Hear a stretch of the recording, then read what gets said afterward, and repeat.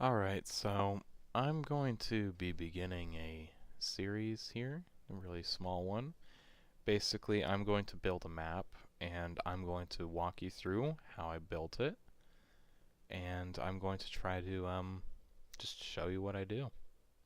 Hopefully you will be able to learn from it and replicate it and use it for your own purposes in building a map.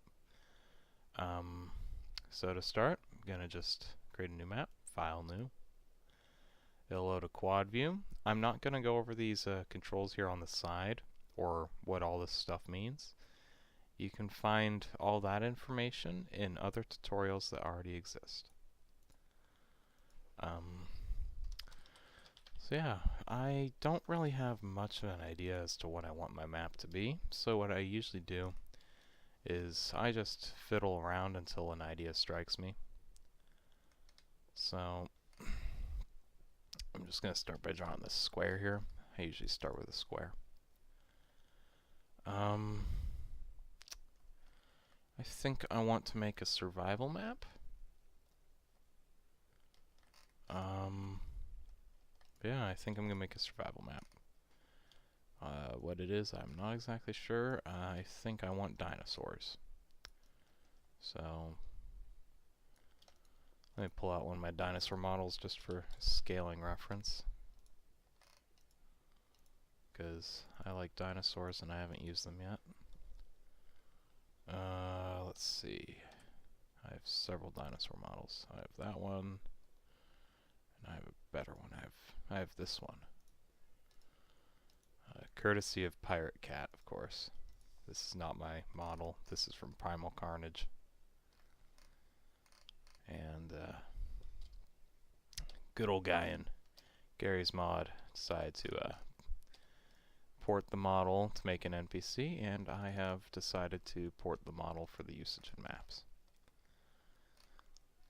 So, kind of floats there as if he's in water, so that's kind of weird. So that's my scale right there. I imagine I might have a T-Rex stomping around in the map, so I need to make the map decently big for a 682 unit by 206.5 unit to move around the map and not get redundant. Which means I'm going to need to make a decently sized forest, which has to actually stay in line. So I'm going to shift select those. So I clicked on one, press control to click on the other. Control to select multiple things. Control to select them both, and then shift drag to clone them. This doesn't require copy and paste at all, so that's why I do it, because copy and paste is annoying.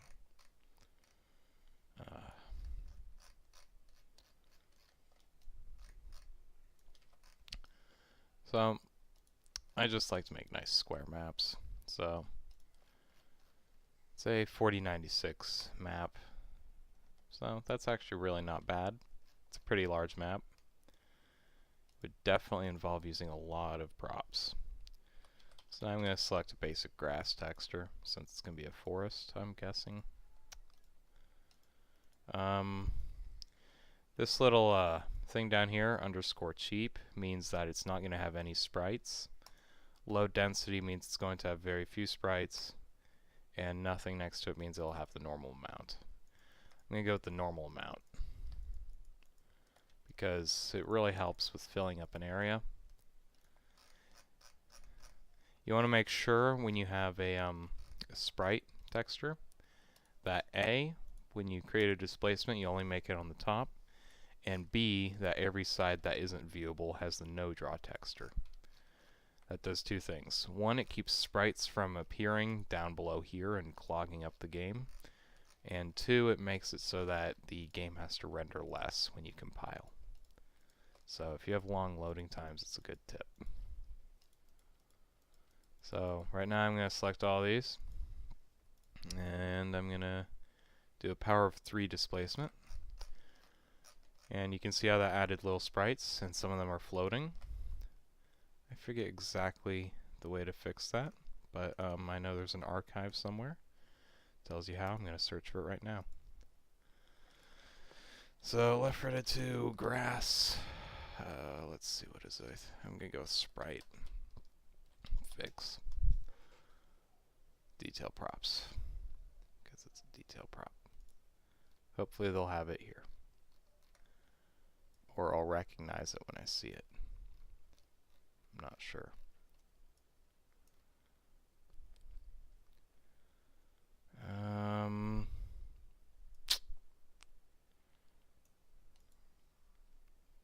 I think I saw a better thing. Yeah, this should be it right here. Somewhere around here. Sorry about this. This is...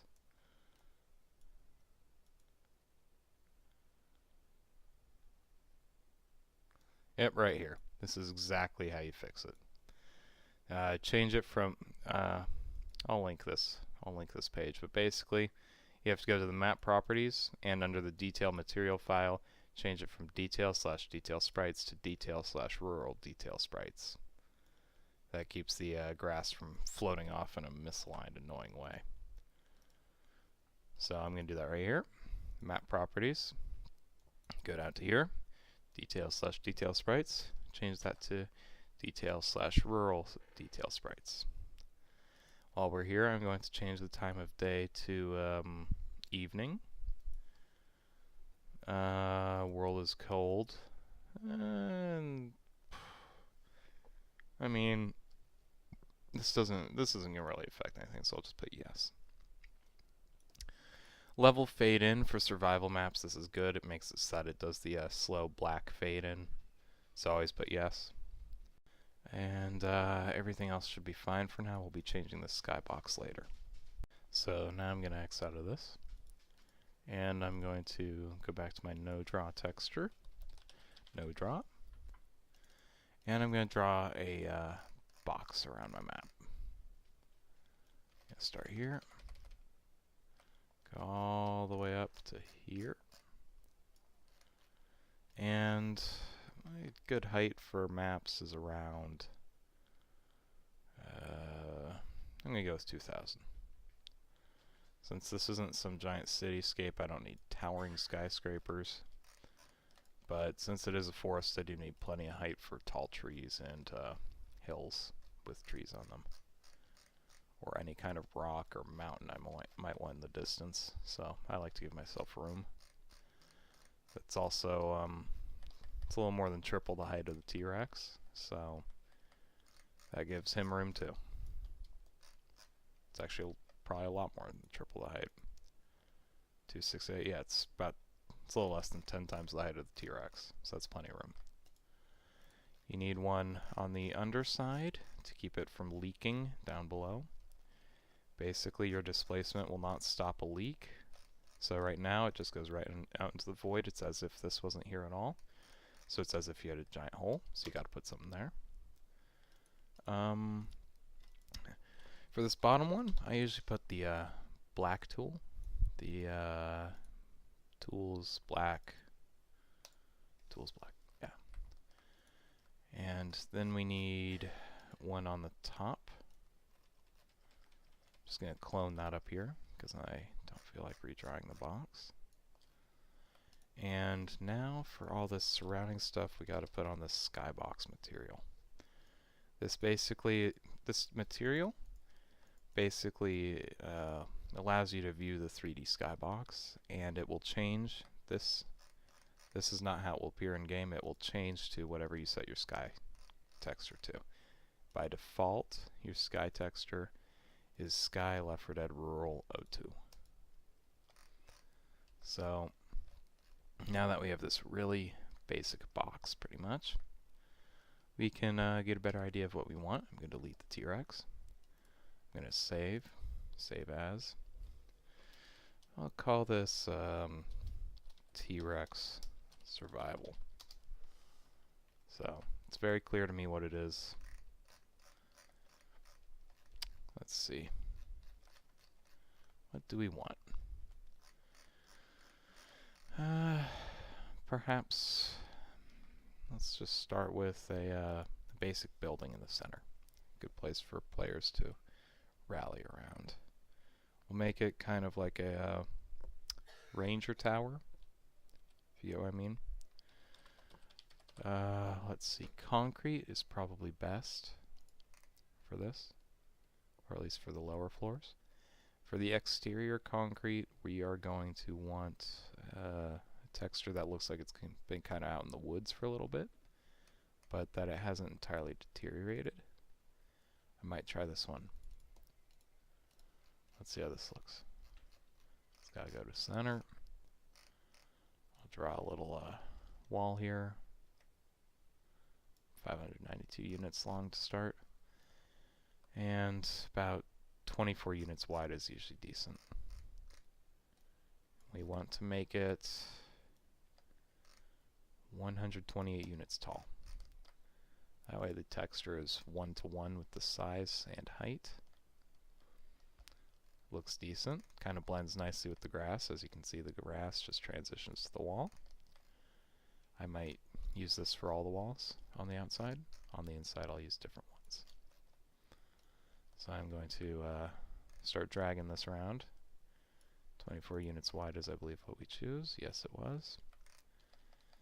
And not a perfect square. We don't want a perfect square. So I'm going to shorten this one a little bit. And I'm going to lengthen this one to about here. Okay, copy again. Whoops. Let's see, where'd that little bugger go? There it is. Got to drag it again. 24 units wide, about yay long. We kind of want a little L shape at some point, just to keep the building shape a little unique. If it was a perfect square, just wouldn't look as good, especially for a ranger station. There's going to be a little bit of a deformity to the way that the building is appearing. So on the outside we got this. Can ignore this on the top. And let's get a floor in here. Can go with a tile floor. First though, no draw, since we're only going to put stuff on the top of it.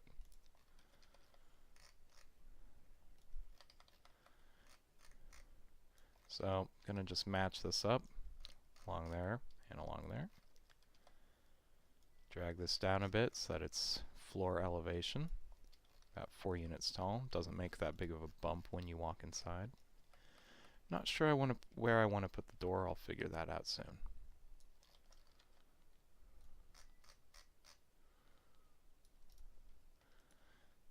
So I'll go back to the tile texture and I'll just pick one that looks a little decrepit. You know, old or forlorn. Usually works for stuff that's been out in the woods for a little while.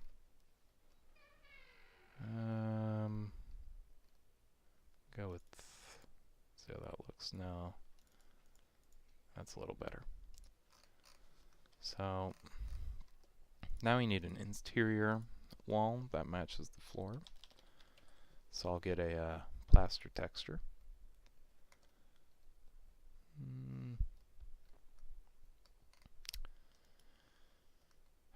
Let's see how this looks. Nope, that is not good. A little better, but still no.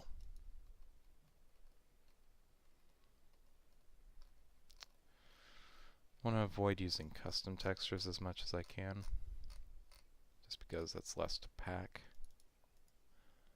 That's not even a full wall texture. Can always change that later, but that's more of an exterior one, so I want to find a different one. Yeah, that's nice. This one will fit, I think. Now you may notice that the grass is poking up through the floor. To fix that, get a trigger. Change the wall on accident.